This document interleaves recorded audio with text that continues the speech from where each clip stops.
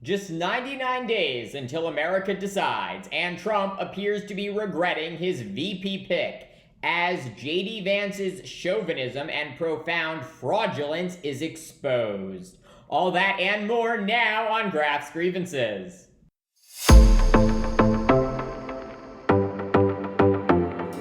The presidential campaign of Vice President Kamala Harris firing on all cylinders following a rather flawless debut just a week ago.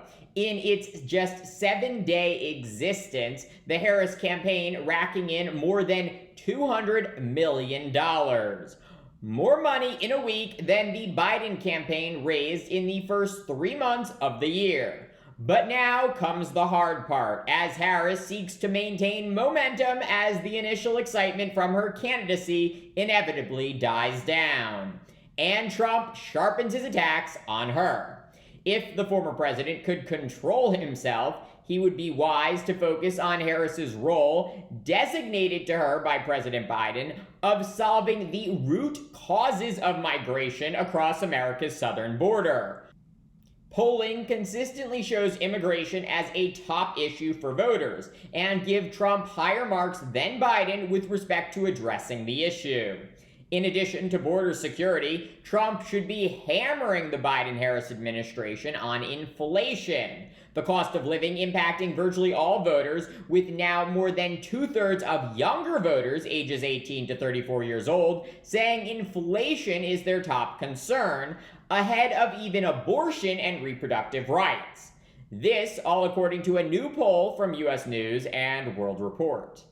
But while it could not be more clear what issues Trump should prioritize in his second re-election campaign, fortunately for Harris, Trump has so far proven incapable of sticking to the script. Again, this weekend, Trump highlighting his dictatorial aspirations and promising to end elections if voters send him back to the White House this fall. And again, Christians, get out and vote just this time. You won't have to do it anymore. 4 more years, you know what? It'll be fixed. It'll be fine. You won't have to vote anymore, my beautiful Christians. I love you, Christians. I'm a Christian. That coming from the same unhinged man who also promises to be a dictator on day one if elected to a second term. And if all of this has you thinking, wow, Trump seems to have gotten more deranged, you're not alone. Guess who agrees with you? I want to be nice. They all say, I think he's changed. I think he's changed since 2 weeks ago. Something affected him. No, I haven't changed. Maybe I've gotten worse, actually, because I get angry. Yes, Trump also acknowledging this weekend he has gotten worse. Those are his words. I've gotten worse.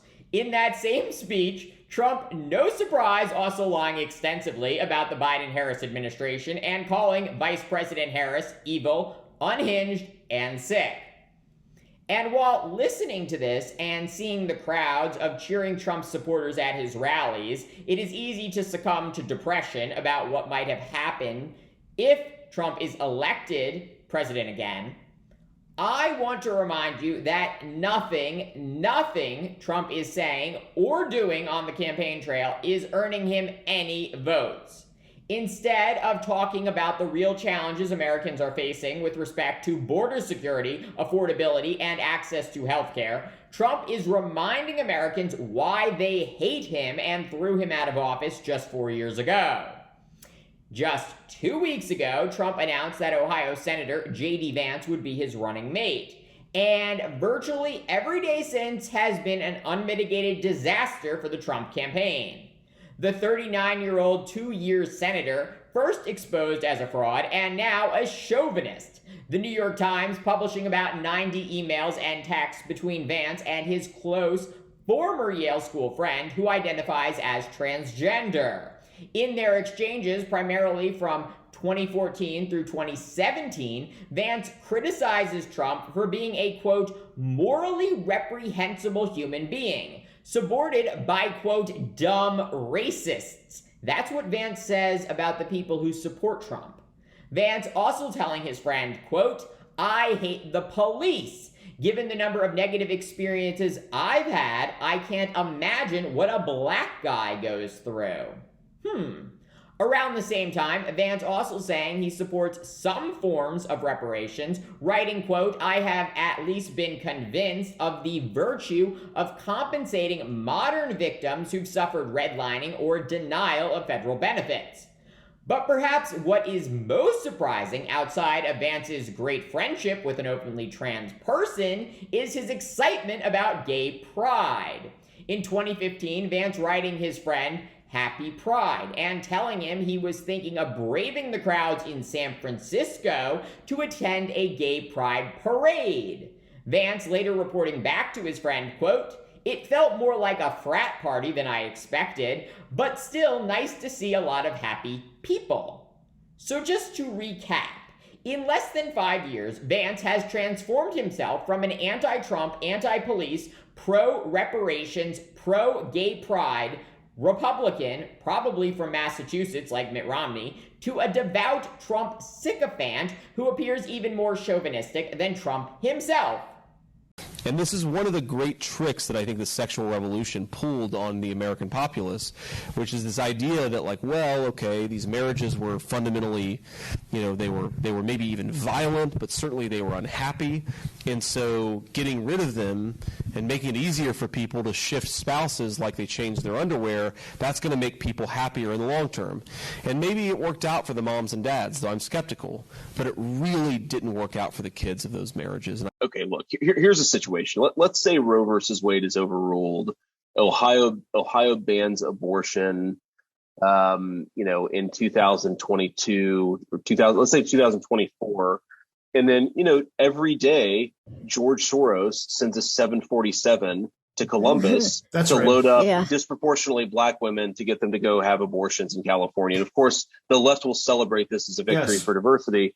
That's kind of creepy. Health justice is when we exterminate working class black people. Something like that could, that would be a really weird turn of events that could happen, yes. And it's like, if that happens, do you need some federal response to prevent it from happening? Because it's really creepy. Vance in 2021 arguing that women should stay in violent marriages for the sake of their children, and just last year calling for a federal response to block women in red states from traveling to another state to get an abortion.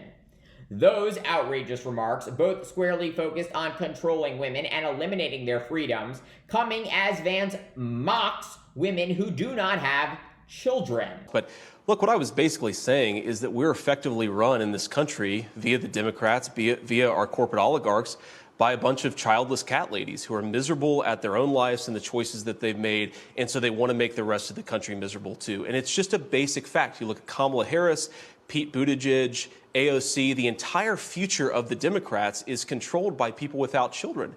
And how does it make any sense that we've turned our country over to people who don't really have a direct stake in it?